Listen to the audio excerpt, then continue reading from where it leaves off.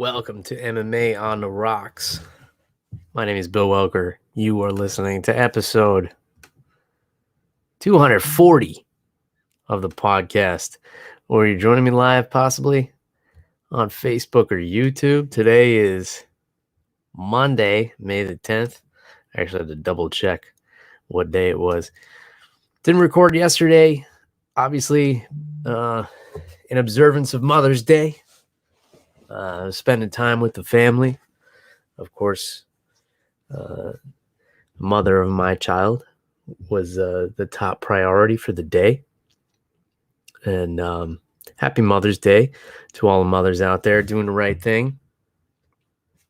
I'm very fortunate to have a lot of excellent mothers in my life, including my own mother. Happy Mother's Day, Mom. And of course, my wife, my mother-in-law, my grandmother who's still alive. All fantastic mothers, great role models, which is important. You know, I think mothers definitely don't get enough credit throughout the year. And, you know, of course, we could all take a day to celebrate the ones that are doing a great job. So I hope everybody had a great Mother's Day, especially all the hardworking moms out there. I know my wife did. She requested watermelon jalapeno margaritas at the beach. So we went to the beach and I made some margaritas. And we had a good time. I think it's important to always celebrate the efforts of the mothers. I know me personally, like being a parent is one of the most challenging things I've ever done in my life. I've done a lot of things, worn a lot of hats. I've done some crazy things. I've done some challenging things, but there's nothing that compares to being a parent, because everything else you get breaks, you know, but being a parent, there's no break. You're always a parent, you know, unless you choose to be like a deadbeat, in which case, you know, we're not even talking about you. But I'm very fortunate to do this with someone else, you know, who has the same level of dedication to it, if not more, than I do. It definitely makes things easier, because it's not an easy thing. If it was easy, then everybody would do it, as they say. But, you know, unfortunately, there's a lot of people who give up on the whole parenting thing pretty quick. But we won't get into that. I'm not here to lecture you guys about, you know, lifestyle choices and stuff like that. That's not what you want to hear from me. You're here for alcohol and violence. So let's talk about some of that. Oh, and of course, a happy Mother's Day to Mrs. Animal Wilson, if you're listening. This was kind of like a last minute episode. I did text Geoff like an hour beforehand, and I sent him the link if he wanted to hop on. We may or may not hear from the animal on this episode. I don't know. We'll just have to live in suspense, folks. I'm in as much suspense as you. He may show up. He may not. He may show up like right when I'm done recording. Who knows? The man's unpredictable. He's a wild man. But that's what I love about him. In any case, again, happy Mother's Day to Mrs. Animal Wilson.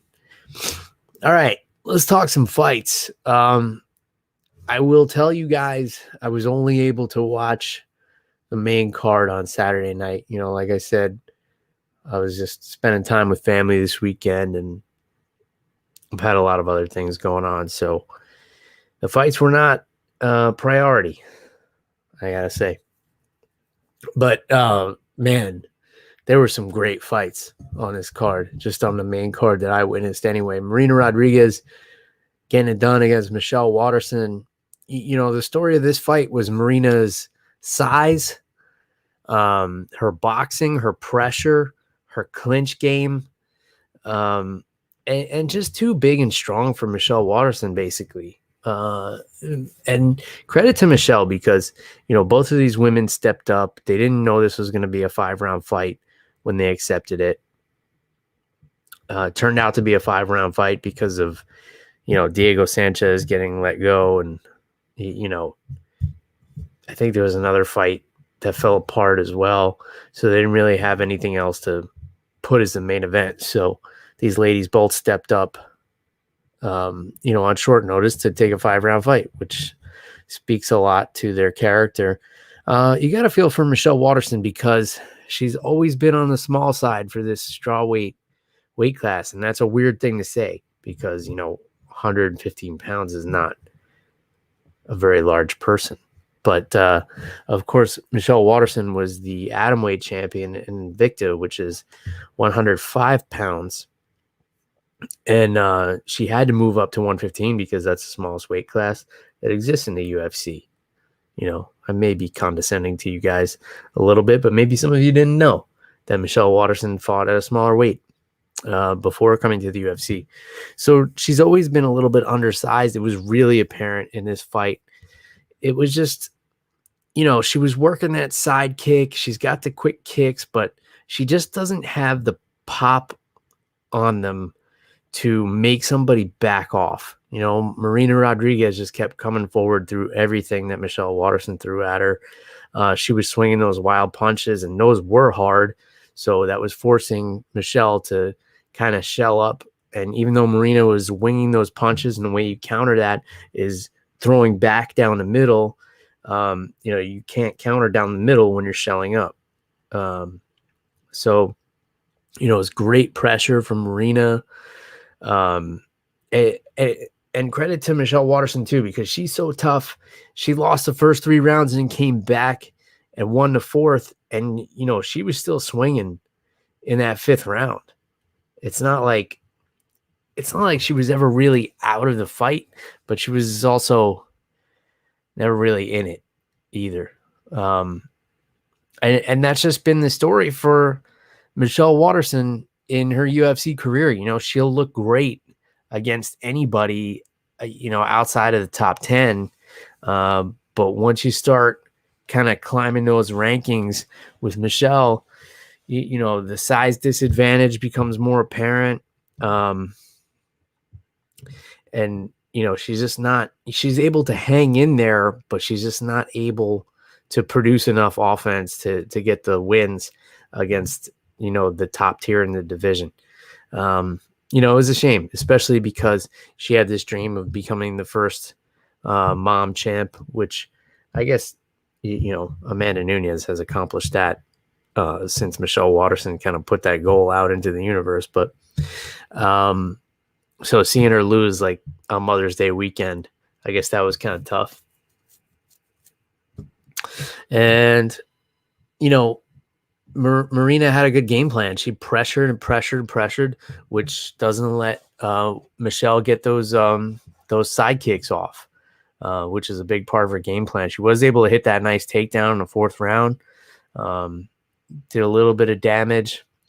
My buddy Ryan chiming in here said that she did land some solid shots, but didn't attack when she needed to. Yeah, the pressure from Marina was really stifling Michelle's game. You could tell she was having a hard time. Like, she was getting hit hard. She was backing up. She was shelling up. But, still pushing forward and still surviving. It's just, she's just a little bit small for this weight class. And it's a shame because they're definitely not going to add an atom weight class. And,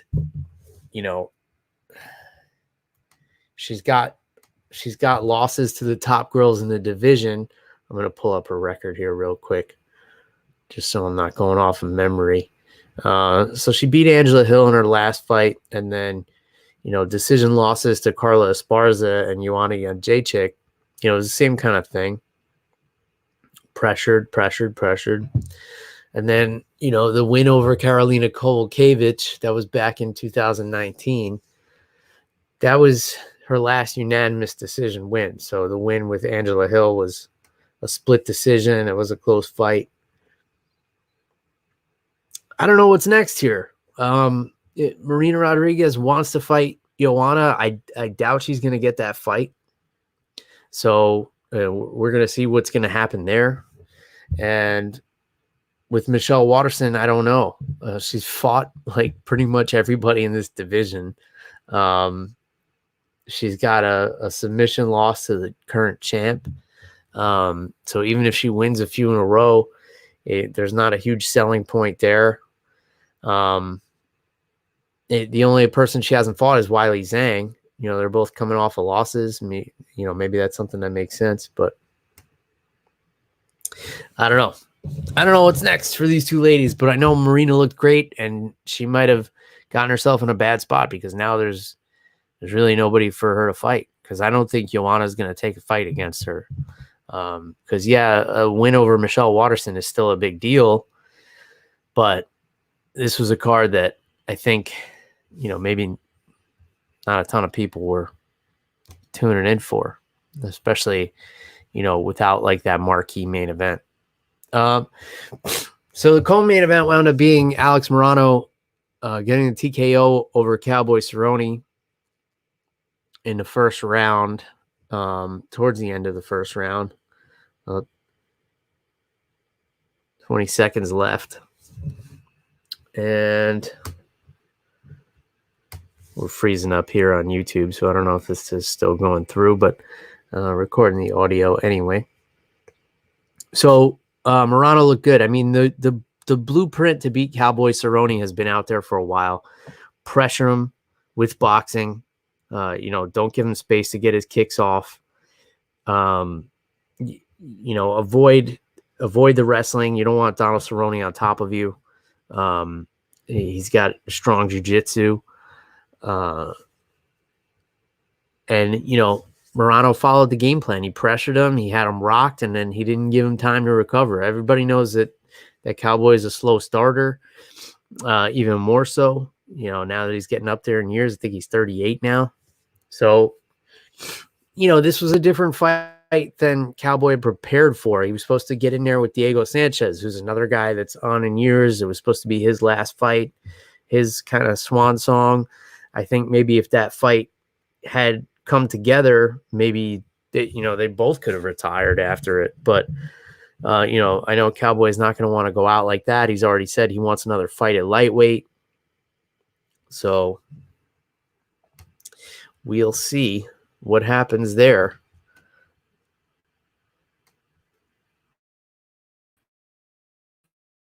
I'm just going to reset for those on YouTube. I'm going to try and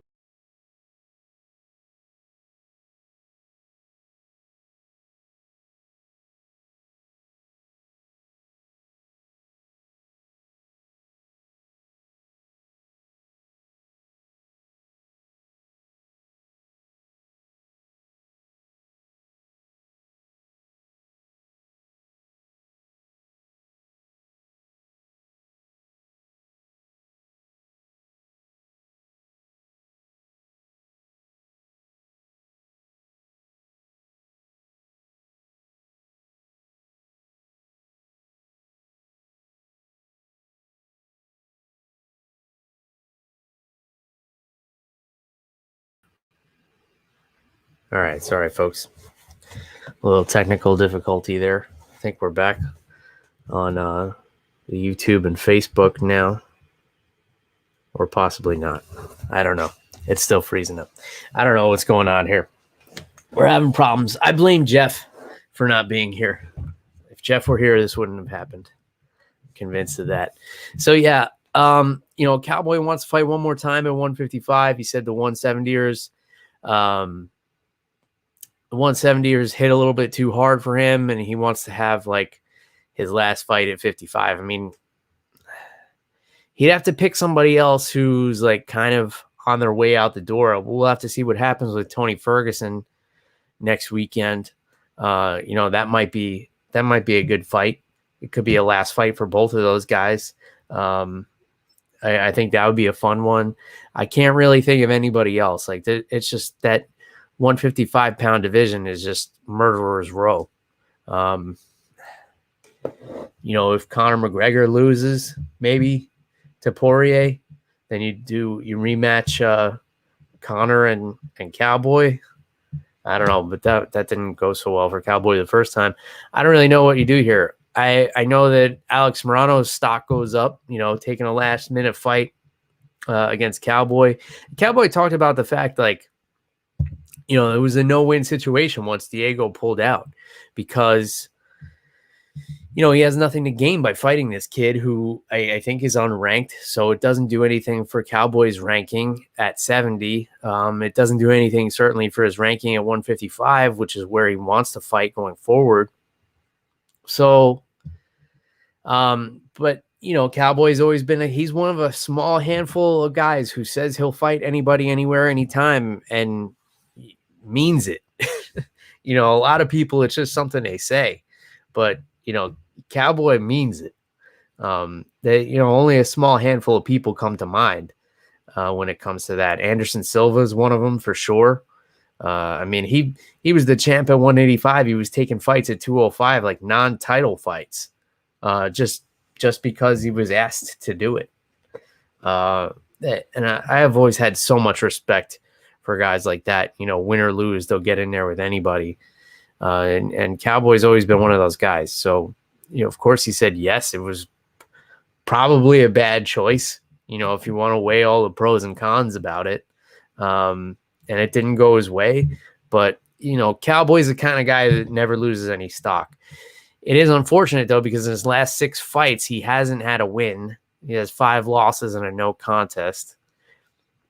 His last win was over Ally Aquinta 2 years ago, and he looked phenomenal in that fight. Al's a bad motherfucker. He's one of the toughest guys in that division. And, Cowboy had a great win over him. Let's talk Neil Magny and Geoff Neal. So on the surface, when I saw this fight, I just thought it was a bad game plan from Geoff Neal. He was trying to push Neil Magny up against the cage and I guess kind of wear him out. And in doing so, kind of wore himself out. Trying to get Neil Magny tired in a 3-round fight is not a good strategy because Neil Magny is a cardio machine. That guy could probably fight 15 rounds in a night and not get tired. So when I saw that, I was like, oh man, this is a really bad strategy from Geoff Neal. Why is he doing this? Why doesn't he just, try and strike with him? He's got the power advantage. But then, finding out what we all found out after the fact, that Geoff Neal has sepsis, which I'm not very familiar with, but I understand that he was violently ill for many days leading up to this fight and during the weight cut, throwing up and diarrhea and all kinds of gross stuff. So that's unfortunate. And of course, he wasn't saying it to make excuses. He gave Neil Magny all the credit for getting the win. It was a close fight too. I gave the first round to Geoff Neal, with all that pressure. And then it just seemed like he kind of faded, got tired. But yeah, that's tough, man, because he's got like this condition. And I heard an interview from his coach, Saif Saeed, who said that he's not going to let him fight again until he goes to see all the best doctors at their disposal down there at Fortis MMA, which is, I believe, around Houston is where their camp is. So I was glad to hear that. You're always glad to hear, when guys have, serious things like this, that they're in good hands with their coaches, because there's really not a lot of great coaches at the high level. If you think about it, who are really passionate and really take care of their fighters. But Saeed is definitely one of them. So I really liked hearing that he wasn't going to let Geoff Neal fight again until they figured this issue out. But credit to Neil Magny, man. The dude's just a grinder, and he does what he needs to do to win, which is exactly what Marcos Rogerio de Lima did. This was kind of a lull where he just kind of, laid on top of Maurice Green for 3 rounds. And, a lot of people were complaining about this fight, but, Maurice Green is a bad dude. He hits hard. If I took him down, I wouldn't want to let him up either. So there's that. Yeah, I mean, he did what he had to do. He got the win. Not a lot of people were watching this, so it wasn't a big deal that it wasn't an exciting fight because, you know, he got the victory. He's going to move forward in the division. That's pretty much all there is to it. There was an issue. I think it was at the end of the second round where Maurice Green poked De Lima in the eye, and then De Lima hit Green after the bell. They both got pretty stern warnings from Herb Dean. I remember he was really upset. I was kind of in and out on this fight, though, to be honest with you. So I didn't fully see what was going on. The fight, I'll tell you guys, I was thinking about not even doing an episode this week, but I had to just to talk about Gregor Gillespie and Diego Ferreira. This fight was nuts. I mean, Gillespie almost got finished like 6 times in the first round. He went back to his stool looking defeated, completely exhausted, like pretty much knocked out. From what I understand, Dominic Cruz was calling the truck, telling him to get ready, like start cutting the highlights up because Gillespie was going to get finished in the second round. And he comes out like a man possessed in the second round, relentless with the wrestling, which is why Gregor Gillespie is one of my favorite fighters of all time to watch. Just the tenacity of his grappling is a spectacle. I mean, a general rule of thumb in MMA and coaching MMA is you tell your fighter like 3 takedown attempts per round, and if you don't get it, like that's it. We give up on the takedown because otherwise you're exerting too much energy. I don't know how many takedown attempts he had in that second round, but it was a lot. You know, he went for that single leg with the leg lift a couple of times and missed it a few times. It was definitely more than 3. He got Diego down a few times. There was a few scrambles. If this were the first round, this would have been exhausting for, you know, any, not even just any human being, but any high level athlete even. You know, forget the fact that he almost got finished in that first round and could barely make it back to his stool. Gregor Gillespie dug down to the deepest, darkest place of the human psyche to pull this victory out because he was so tenacious that he was able to flatten Diego out and finish him with 9 seconds to go in a round. And if he didn't finish him there, I don't know what would have happened. I don't know what we would have seen in the third round. We would have seen 2 guys like barely able to stand. This was by far one of the best fights of the year so far. The fact that he came back from the beating he took in the first round and was able to dig so deep and work so hard to get this win and get a finish is just phenomenal. And especially doing it against a guy in Ferreira who missed weight by a lot. So, you know, who knows how much he even weighed when he got in there. I think he weighed in at like 161. You guys could feel free to correct me on that.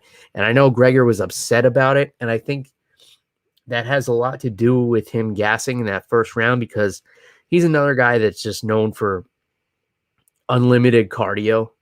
So, the fact that he got tired in this fight, now granted he got rocked as well, like he got hit with some big shots, but the fact that he got tired was really surprising. But I think his emotions came into play because he was so upset with Ferreira for missing weight by such a large margin. And he said the only reason that he took the fight was because, I'll bring up Saif Saeed again. Saeed is Ferreira's coach. He went to Gregor personally and explained, you know, why Ferreira wasn't able to make the weight, and he totally understands if Gregor didn't want to take the fight, and Gregor really respected him for that. But Saeed said that Ferreira walks around at like 175, which is pretty standard. I mean, he looks like a really thick dude. He carries a lot of muscle. I would think he walked around a little bit more than that, but he said he walked around 175, so it doesn't make sense for him to move up to 170. He's had weight issues in the past. But he said the guy was was cutting, and Saeed was monitoring his vitals, and Ferreira wasn't sweating anymore, and just couldn't possibly cut any more weight. So Saeed cut it off and went right to Gregor himself and let him know what was going on and asked him if he still wanted to fight. And Gregor said yes. And luckily he did. I believe this was the fight of the night, but Ferreira was not eligible to receive his bonus because he missed weight. So I don't know what happens with that. I don't know if Gregor gets both of the bonuses for fight of the night, but he damn sure earned it if he did. Here's a guy who's just like such a hard worker, such a grinder, all-American wrestler. And I tell people all the time, this is the difference between high-level wrestlers and like everyone else, because when they're exhausted, they're able to go to a place where they can perform physically even when their body is telling them that they can't. And most people don't have that ability. We saw it with Derek Brunson when he beat Kevin Holland. Derek Brunson was completely gassed by the third round of that fight. But the fourth and fifth round, he was just as dominant. It's just that wrestler grind, that wrestler mentality. There's nothing that compares to it. It's just like, it's a toughness, and it's an ability to push your body past the point that your mind thinks it can go. And I love seeing examples of this in MMA. It's one of my favorite things about this sport, that you can see people look like they're broken and they push through that. They push past that point and find a way to win. And Gregor Gillespie is just one of those guys that's able to do that, superior conditioning and just that ability to get through that mental hurdle of your body giving up on you because you're so exhausted, and able to go on anyway. And there's not a lot of people in this world who have that ability. But a lot of high-level wrestlers have it. I didn't get to see the rest of this card. That happened to be the first fight I tuned in for. Because like I said, I was spending time with family this weekend. But I do plan on going back to watch a few of these. A few surprises on here. Phil Hawes, I'm not surprised that he beat Kyle Daukaus, but if you told me that it was a decision, I would have automatically thought that Kyle Daukaus won the fight. If you told me it was a first-round knockout, I would have assumed it was Hawes. I wouldn't be surprised if Daukaus knocked out Hawes, but, if I was going on probabilities, this is why I don't give you guys gambling advice, because I don't want you partying with your hard-earned money based on, something I said. But Phil Hawes getting a unanimous decision over Kyle Daukaus, that's a huge win for him. Mike Trizano, unanimous decision over Ludovic Klein. Jen Young Park and Tafon and Chekwi. This is one I definitely want to see. Majority decision there. So I guess that means one judge called it a draw. This fight looked like a bloody mess. I saw a few highlights. I definitely want to go back and watch the entire fight. And then Carlston Harris, first round submission over Christian Aguilera. So it was a short card, which was nice. Only 9 fights on there. So it ended somewhat early, which was good. But man, if you guys missed this card, that Gregor Gillespie fight and Diego Ferreira, that's an all-time great fight for me now. I cannot believe that he came back after that first round and won the fight. It was just, it was amazing to me. And that's the whole reason I'm recording an episode tonight, because I probably would have just skipped this week, if I'm being honest. I just waited till next week to talk about stuff. But I did also want to get on here to talk about UFC 262. That's coming up on May 15th. So Saturday night, we're finally going to have a lightweight champion crowned. It seems like forever ago. What was it? 10 months ago that that Khabib retired.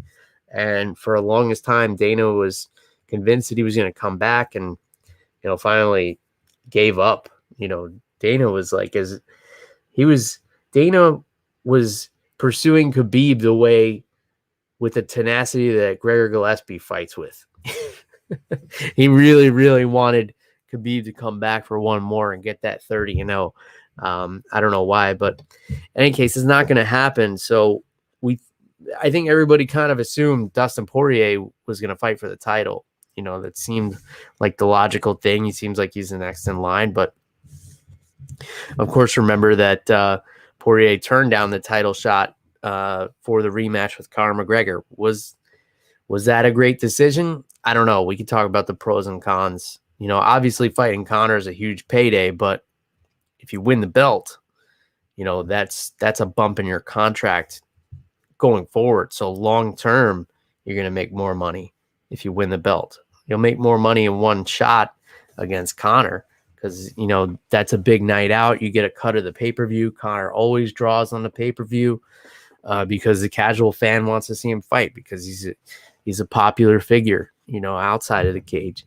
That's something that a lot of people haven't figured out. So Dustin knows he's going to get that big payday, but, long-term goal, you probably want that championship. You get a new contract and, you start becoming the draw. And there's a lot of big fights in that lightweight division. So we're going to get to see one of them. Actually, we're going to get to see two of them Saturday night. So Charles Oliveira and Michael Chandler fighting for the vacant lightweight championship. And Oliveira is another one of these guys. Like, he'll fight anybody, man. You got to respect him for it. He's like, I want to fight for the belt. I deserve it. I earned it. Whoever you want to put across from me. A lot of people don't want to fight Michael Chandler because they're like, oh, he did all his fighting in Bellator. He hasn't earned his way in the UFC. It's like, yeah, but have you seen what he's done to people over there? And then he comes and makes his UFC debut and just blasts a guy that's in the top 6 or 7 or so, and Dan Hooker knocks him out in the first round. And here's a guy who's, known for being a striker, known for being in wars, known for being able to take big shots. And Chandler put him away quick, man. It was so impressive. So I don't see how you justify denying that guy a title shot, especially when the number one guy in Poirier doesn't want to fight for the title. He wants to fight Conor McGregor again. So I have zero problem with Michael Chandler being put in that slot, especially because he's another guy who's always game, always ready. He's such a competitor. This is an interesting one, man, because Oliveira, obviously most submissions in UFC history, one of the best grapplers we've ever seen in MMA. He's got some really slick jiu-jitsu. Good luck taking Michael Chandler down, another All-America wrestler. But, the stand-up, obviously, Chandler's got the knockout power, but Oliveira's striking has come a long way, man. He was able to dominate Tony Ferguson, even took Tony Ferguson down. Tony Ferguson's a really good wrestler in his own right. I do not see him taking Michael Chandler down, and if he does, I don't see him holding Michael Chandler down. So this fight's only going to end up on the mat if Michael Chandler wants it to be there. But Oliveira slick off his back. Michael Chandler never been submitted. So this is a really interesting fight. And, Oliveira's striking style is a little bit more wild because he doesn't care about being taken down. He'll throw some wacky stuff. Chandler is, he's a fast starter. He's like the opposite of Cowboy Cerrone. He comes guns blazing as soon as the bell rings. He's coming across to try and take your head off. I think it's going to be a really fun fight. This is a really awesome main event. I'm excited for it. I think whoever wins is definitely deserving to, be called the champion. And, who knows, maybe something spectacular will happen and one of these guys will call out Khabib, and maybe that'll be the thing to get him motivated again. If he sees one of these guys, with a first round submission or a first round, big knockout or really dominant performance, and then, they do the right call out, that could be the thing. If not, we're probably going to see, the winner of Poirier McGregor fight the winner of this. But yeah, that's such a great fight because there's just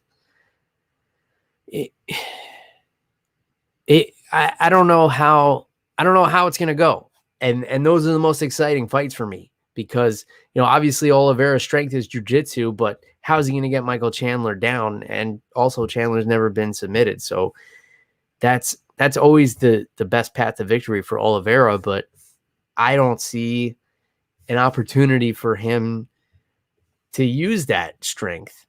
And then, Michael Chandler probably has more power, but, Oliveira throws with reckless abandon because he doesn't care about being taken down. He'd probably love if Chandler took him down. So it's just a fun fight. Then we got a co-main event, Tony Ferguson, Vanille Darius. Obviously Tony's coming off of 2 losses. Before that, he had, one of the best win streaks in the division. And it was just, they could never bring that Khabib fight together. And that was his white whale that he was chasing. This is an interesting fight. If a ready to fight Tony Ferguson shows up, not the Tony Ferguson we saw against Oliveira and Gaethje, who, didn't look that great. If Tony Ferguson shows up game and in a good place, this is going to be an awesome fight. Of course, Vanille Darius coming off a win over Diego Ferreira, a split decision win. And he's got 6 wins in a row. So that's huge, man. 6 wins in a row in one of the most stacked divisions. He hasn't lost since 2018, March 2018. This is a fun fight. They're both good everywhere. They're both very different. Both have really slick submissions. Both have solid striking. Tony a little more unorthodox everywhere. He's got slick submissions, but the way he sets them up is not the way you learn it in intro to jiu-jitsu or even advanced jiu-jitsu or even anywhere. The only place they really work is, in the mind of Tony Ferguson, and he finds a way, he finds a way to fit the square peg in the round hole, which is why he's so fun to watch. Vanille Darius a little bit more, I don't want to say conservative, maybe more traditional in terms of his jiu-jitsu, excellent top pressure. And we saw that, Tony's always kind of been okay being taken down because he's so confident on the ground. We saw that in the Kevin Lee fight. He didn't really put up much of a fight when Kevin tried to take him down and then, wound up submitting him off of his back. Oliveira was able to get him down fairly easily. I mean, he still had to fight and work for those takedowns, but if Oliveira can get him down, Darius could probably get him down. The question is, does Darius want to be on the ground with Tony Ferguson? He may want to punch him in the head. That may be the best path to victory there. But again, it's all going to depend on which Tony Ferguson shows up. Is it the Tony Ferguson that was on the 12 or 13 fight win streak just a few years ago, or is it the Tony Ferguson we saw the last 2 outings? I don't know. We got to tune in to find out, and that's a good enough reason for me to tune in. So there you have it. Matt Schnell against Rogerio Bontorin. I don't have much on that one. Caitlyn Chukagian against Viviana Rajo. This should be a good fight. Caitlyn looked good in her last fight, if I remember correctly. I'm going to pull up her record just to make sure I am remembering it correctly. Yeah, unanimous decision over Cynthia Calvillo. She has kind of stated, and I hope I'm not making this up, she has kind of stated a couple of times she has a number in her head of fight she wants to do, and then she wants to like start a family, so she's obviously gonna have to take a break. Which you know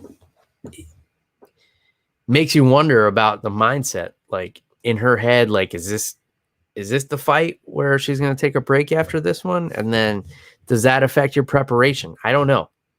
I've never planned to carry a child, and nor do I ever plan to do so. So I can't tell you, but something to think about. Here's my sleeper fight pick of this card, and I can't believe nobody's talking about this one. Edson Barbosa and Shane Burgos. I mean, this could headline a fight night as far as I'm concerned. I believe this is the opening fight of the pay-per-view. What a tone this is going to set for the rest of the card, because these are two guys who bring it every single time. They both have crazy power. They're both gamers. They both like to pressure forward. They both, like to throw hard. They both like to get in the pocket. Barbosa obviously has those crazy kicks. Burgos has really clean boxing. They're both solid everywhere too. I'm really excited for this fight. This is my sleeper fight pick on this card, and by a landslide. So that's going to be a good one.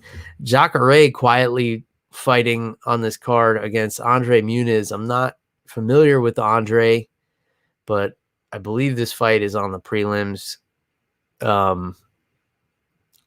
So it kind of says a lot to, where Jacare is at right now. Here's a guy who was fighting main events, right 2 years ago. Looked like he was going to be able to make a run for the title. And now he's, fighting on the prelims. He really just kind of fell off there.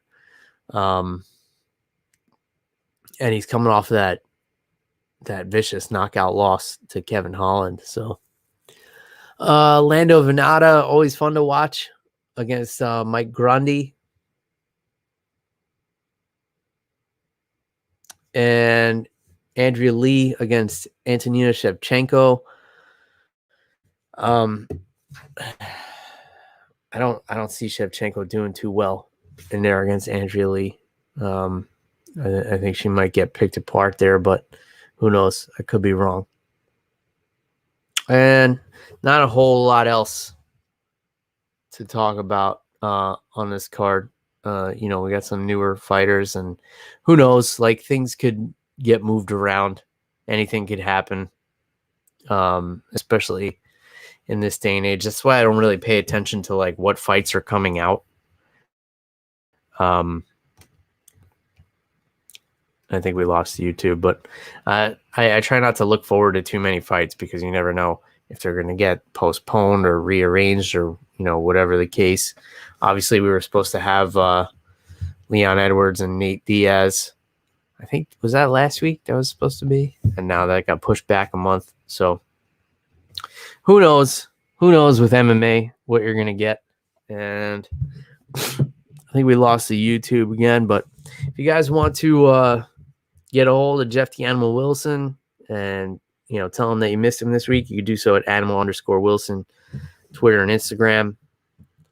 You guys know how to get a hold of me. It's at MMA on the Rocks, everywhere on social media. And don't forget about our friends at Team Reaper. If you want to get some MMA on the Rocks merchandise, t-shirt, hoodie, tank top, you do that to our friends at Team Reaper. The website is reaper1.co. I'll put the link in the show notes as always. And use the promo code MMARocks10. Save yourself 10%. And, you get some of our merchandise, or you can get merchandise supporting a fighter. Local fighters all the way up to fighters in the UFC and Bellator. So, definitely do that. Get some cool training gear as well. So, again, that's reaper1.co is the website. Promo code MMARocks10. That's MMAROCKS10.